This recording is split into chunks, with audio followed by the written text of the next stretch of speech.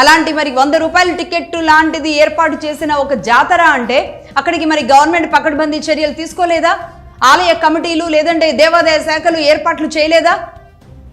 చంటి పిల్లలతో వచ్చిన వాళ్ళకి కనీసం ఫ్రీగా వాళ్ళకి క్యూ లైన్లు పెట్టలేదా?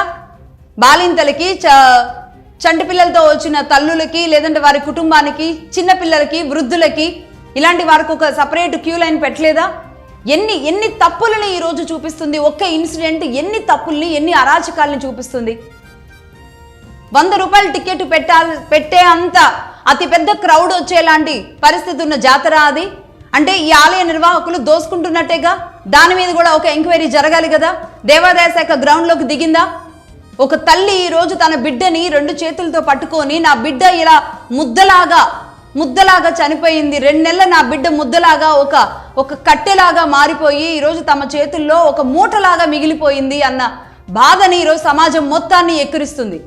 ఆ తల్లి చూపిస్తున్న ఆ మూట ఏదైతే ఉందో సమాజాన్ని సిగ్గుపడేలాగా చేస్తుంది, నాయకుల్ని, పాలకుల్ని, అందరినీ.